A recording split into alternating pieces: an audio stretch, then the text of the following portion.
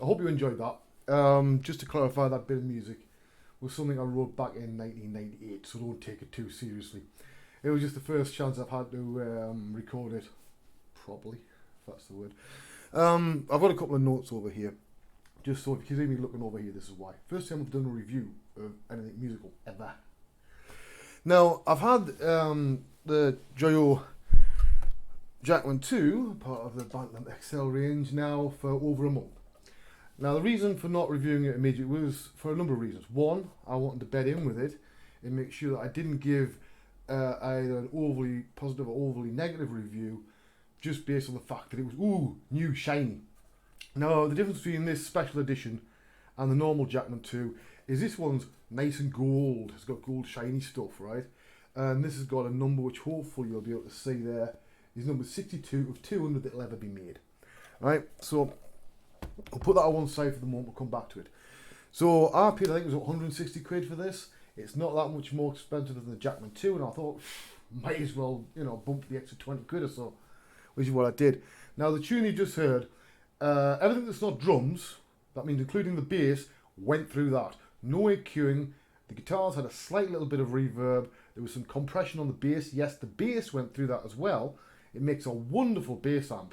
It really does. It's one of those little hidden features.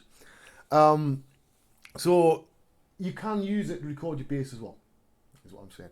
So let's just go through some of the features on it, right? I'll put a timestamp for you to skip through if you already know this. Now, unlike the first version, you have 2 channels on this, so you've got 2 sets of knobs.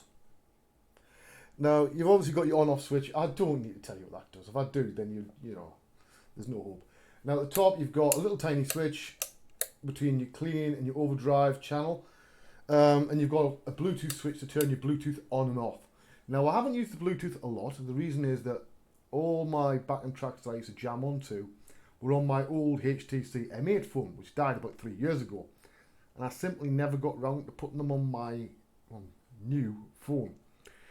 So I haven't really tried out too much. You know, I've done some stuff with it, but you know, it would be useful, incidentally, for anybody that was like a single performer and you want to play over some backing tracks and sing. You could have your backing tracks going by Bluetooth from iPad, phone, whatever, straight into this, have your guitar signal with it, and then into the PA, mic at the PA, boom, jobs are good. You can obviously change the channels via the foot switch, which we'll cover in a minute. Now on the back, first things first, you've got the lovely Bluetooth aerial, you've got the power in, you have the speaker output. Now the speakers, they recommend to use either an 8 or 16 ohm. I put this through my 4x8 cab, which is an 8 ohm cab. I was surprised at how loud it is. It sounds a lot louder than 20 watts. So obviously, if you put it through 16, it'll be half as loud. Use 2 16s, adds up to 8. So, you know the maths. Hopefully, if you don't, well, there's probably a video somewhere on YouTube. There's the headphones out, which is what I use for recording. None of it was mic'd up. It was direct through the headphones out. There is a speaker simulation on that. I will cover that later on. There's a send and return loop as well. Now, what else do you get in the box with this thing? Let's cover the boring stuff. Speaker cable. Decent quality, actually. Probably won't replace that. Cable for the foot switch. Not quite as good sort of quality for some bizarre reason. It'll do. Might want to replace it, you know, it is what it is. In fact, you probably will. You have the power supply unit, which has got the, I can't remember where I've put it. I'm sure I put it around here somewhere.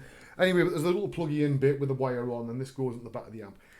I'm going to cover about this later on. Does it work? Yes. Does the job? If you're in the house, not a problem.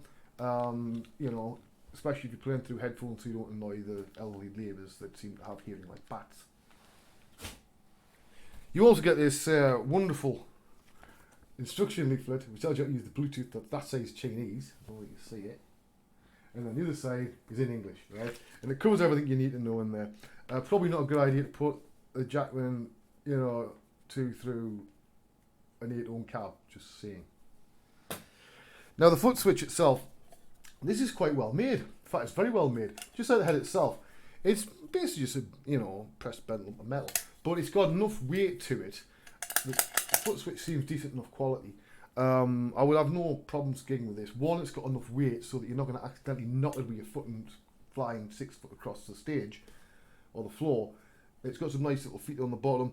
You might want to put some rubber on it, you know, just a little rubber jobbies on there just to keep it there, or Velcro it to a pedal board, whatever you want. But yeah, I wouldn't even think of replacing that. That's fine. So if we put that over there. Now, what does it sound like? It's allegedly, he says using finger quotes, based on the Marshall JCM 800.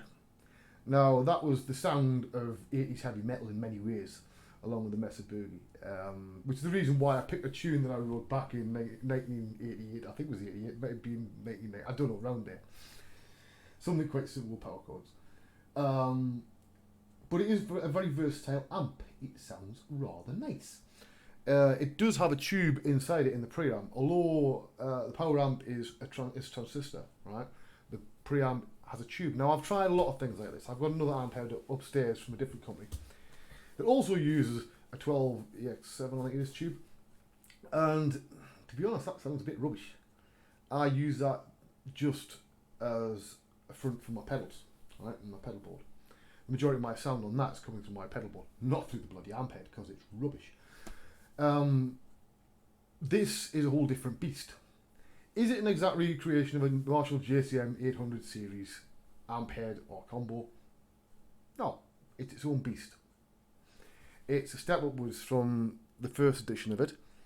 Now, I would say that, remember this, as it's based on a Marshall, right? The clean channel, you're not looking at Roland Jazz Chorus clean here, right? It's not sparkling clean everywhere. This is Marshall clean, which means you can overdrive it, you know, fairly easy. In fact, with my Telecaster, which I might do a little bit if I've got enough time before my daughter comes back from school, do a little bit just live straight into the amp with my Telecaster and show that you can get, you know, it's not just for, you know, it's metal sound. You can get a fairly convincing Keith Richards sound with a Telecaster as well, an open G. So you can do a lot with it. You might think to yourself, well, look, this has only got one tone control. How am I supposed to control my sound? Trust me, this thing here in the middle, right, magic. And I'll tell you why. There are a great many amps and more commonly amp simulators out there, and they do what I call polishing the turd, right? They all sound rather impressive, but it doesn't matter whether you're sticking a Telecaster into it that is a vintage 62, you know, or, you know, an Encore that costs you 50 quid off the local market. It will sound basically the same. It's polishing the turd. Yes, it might sound very impressive, but it's taking away the character of the instrument. What this does is retain the character of the instrument that you're putting in. So, if I put my Gretsch resonator, which is highly modified, has a national pickup on it, which you might cover in another video, that sounds completely different to my Telecaster, which sounds different to my Strat, you know, which sounds different to the Ibanez, which sounds different to the Epiphone, Nighthawk, you know, they all have a character, they all have their own voice, and that's what I like. It means that you're not just stuck with the same sound as everybody else, right? Now, being based on a Marshall, a lot of you might be aware that you can get some rather interesting sounds by, you know, putting either a treble boost or some sort of a boost pedal for it. What I haven't done in the videos you've heard, any of the samples you've heard, because it's not really there, but I have been trying as well, is I've got a Tube Screamer clone, which you can flick a switch and turn into a boost pedal. So I've got that coming after an old Sound City 70s overdrive, and it gives an absolute beautiful tone. I've also, you know, got to run some tests with the preamp that I have, the Fishman preamp that I use for my acoustics and my slide work as well, because with electric guitar I would have feeling it might even change things a little bit more. So what would I do if I was allowed to be in charge of the Jackman 3, assuming there ever is one? Right, first thing I would say is, unless you're miking up, the only way to record this is through the headphones out, which has a cabinet simulator applied obviously internally in the circuit. What I would like is a way to turn that off. Because if you're anything like me, you've got loads of impulse responses for various cabinets and vintage gear that you could probably never afford all of it in a million lifetimes. So it would be nice to be able to turn theirs off and use one of the ones I already have. Quite a simple request, you'd think. Because then I could do a lot more, and you could probably improve the tone even more. I've got a feeling that with the right impulse response, that would be really, really, really special. The second part is the power supply. Now, the power supply is perfectly serviceable. There may well be an aftermarket version you can buy somewhere on eBay or Amazon or wherever. I haven't looked because, you know, at the moment everybody's locked down with COVID, right? Nobody's gigging, so it doesn't really matter right now. What I'd like to say is one of either two things. Firstly, they managed to integrate the power supply into the amp head on the version 3, and it's just a kettle lead at the back. Great, everybody's happy. Or the power supply is made a lot more robust, or at the very least a more robust version available for sale. Because if I can reach in here and find this will work fine in your bedroom, right? You never have any problems with it, unless you're constantly one of those people that's like take the power in and out and stuff like that, right? No one have problems with it. However, I would not feel confident gigging every weekend with this, because it's going to go wrong. And then trying to find a power supply, and I can't read this without my reading glasses, that's an exact match to this, is probably going to be a pain in the backside, and you're not going to be able to do it last thing on a Friday or Saturday night before you do a gig. So you really need a reliable power supply. So that's the one thing I think is a biggie. The head itself, it's very well made.